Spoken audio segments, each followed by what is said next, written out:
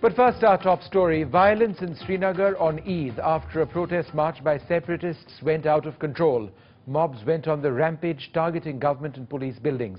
Violence which the Chief Minister says casts a shadow on the process towards withdrawing or amending the use of the controversial Armed Forces Special Powers Act.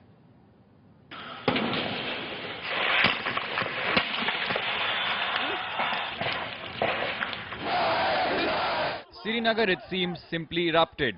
It was Eid in the valley, but the mood was far from festive. A protest by the separatists meant to be peaceful seemed to lose control. Freedom! Freedom! A call by Mirwaiz for a march from Eidgah to Lal Chowk had potent results. Mobs went on a rampage. First, a police post set on fire outside the Hazrat Bal shrine. As security forces tried to control the crowds, suddenly in another part of the city, a complex that houses the state's power department and crime branch headquarters went up in flames. Protesters targeted everything that symbolized state authority.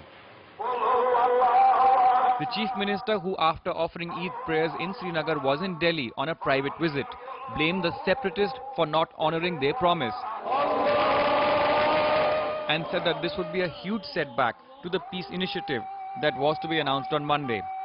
I'm here in Delhi to try and ensure that this process remains on track. I'll talk to as many political leaders and others as I can while I'm here, just to try and keep confidence in the process alive, because I don't believe that the silent majority of the people should be punished because of this vocal minority that time and again takes matters into their own hands and creates a problem for everybody else.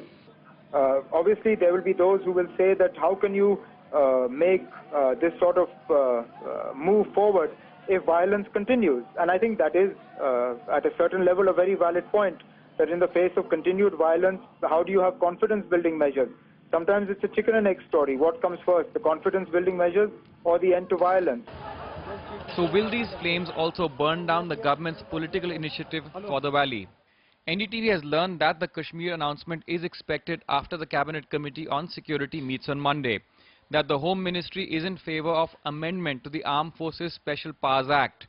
But the Army opposes both amendment and the partial lifting of the AFSPA.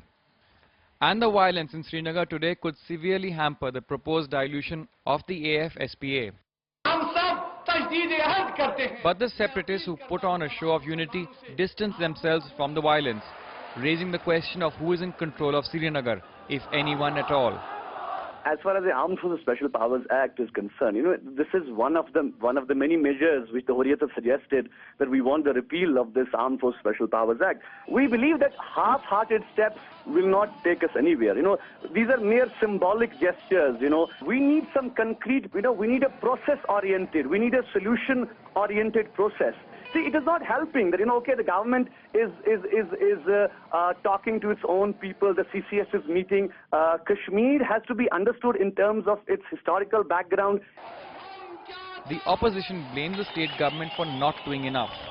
It would have been better for them to make an assessment, fair assessment here on the ground, and then respond to the entire situation, control the situation first. I wish that both central and state government turn serious. Perhaps this explains the anger among the people and the situation government is facing in the valley, and also the urgency the situation requires to resolve the crisis. But for the first time in last 3 months, despite this grave provocation, police exercised utmost restraint. There was no casualty and no bullet injury of any protester or those who attacked and burned down government property today. In Srinagar with cameraman Sheikh Tariq and Amir, Nazir Masoodi for NDTV. And Nazir joins us now live from Srinagar. Nazir, very briefly, what's the situation in Srinagar and some other parts of Kashmir now? Well, Vishnu, situation has been brought under control, but before that, protesters have attacked at least 5 police stations. One, this SP's office in Srinagar.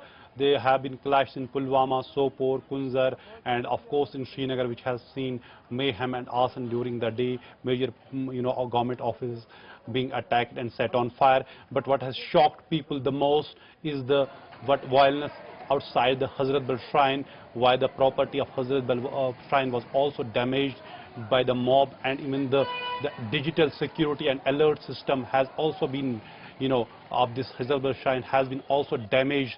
So really that has shocked people. There has been, of course there was the security there in that Waqf building, yet that is the part of the Hazrat Bal Shrine and its property. That has shocked the people. But if we say this also reflects the larger collective anger here when people come out for the Eid prayers, yet they resort to these means.